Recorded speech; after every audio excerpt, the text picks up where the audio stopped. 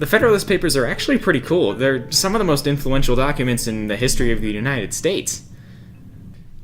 Wait, you haven't heard of them? I mean, there's also the Constitution, the Declaration of Independence, the Bill of Rights, the Gettysburg Address, and like a ton of other documents. So, I mean... So do you have any idea what they are? No. Alright, let me explain. The Federalist Papers were a group of 85 articles and essays that were published in 1778 to promote the ratification of the Constitution of the United States. It was written by Alexander Hamilton, James Madison, and John Jay, all under the disguised name of Publius?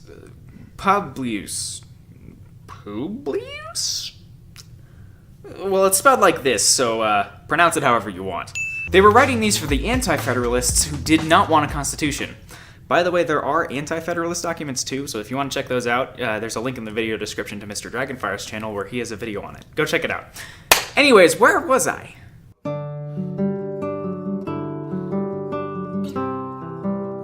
Great, well, moving on. The Federalist Papers... Hey! Heard you plugged my channel. Zach, how did you get here?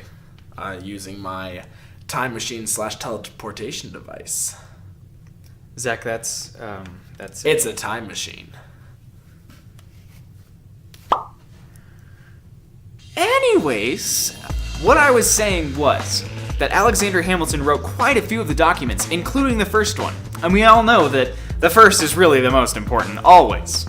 What about the first person to die from the Black Death? Or the first person to try a water slide in 17-degree weather? Or the first person on the moon? Actually, that one sounds pretty without a spacesuit. Well, in any case, this is the introduction to the Federalist Papers, and it sets down the basis for what the documents are about. Hamilton, before he begins, does something very smart and says right away in the second paragraph that there will be people who resist the changes and don't like the Constitution.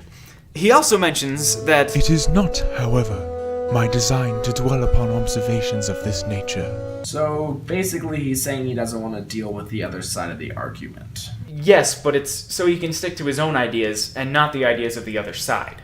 Ah, okay.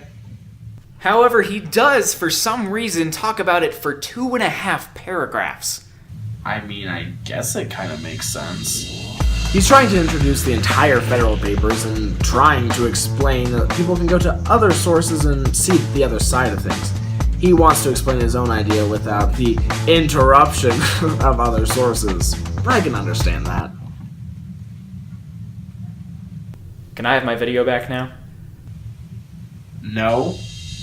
To the citizens of the state of New York, in the investigation of the Constitution under your consideration... Well, while he's rambling, let's press on, shall we? As we move on from Hamilton explaining why he won't use other arguments, we see him say that it is in the interest of the citizens to accept the Constitution.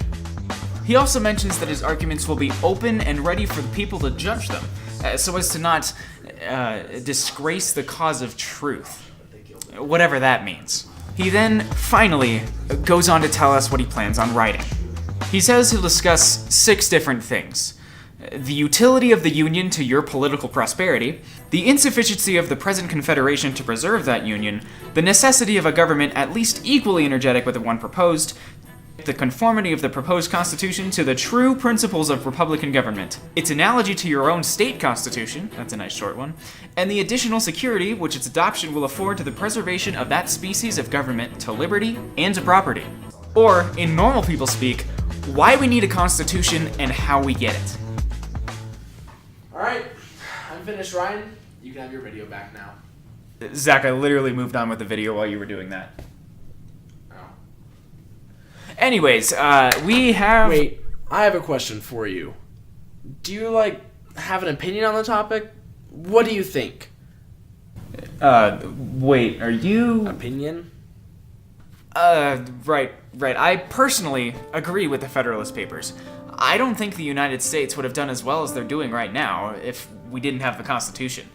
The individual state governments would have been really difficult to keep control of. Why do we care still? Why are the papers relevant today? Well, I mean, the government still references them today and is used as a justification for why the Constitution still exists. I don't think the Constitution would be the same if we didn't have the papers. People would be changing it. You know, Ryan, you did a really good job explaining this with the help of your friend Zach, and I think you deserve an A. Okay, thanks.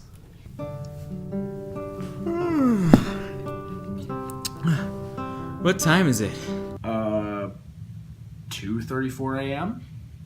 Okay, do you understand now? No? If you would hear me out, now that I'm longer in place, I tell you I'm so. Okay, let's do this again, shall we? Oh, yeah, see that. Just refill yours.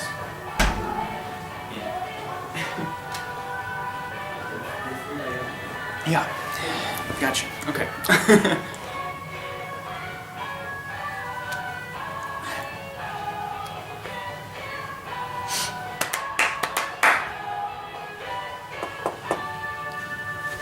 You're making sure. I want to make absolute 100% sure.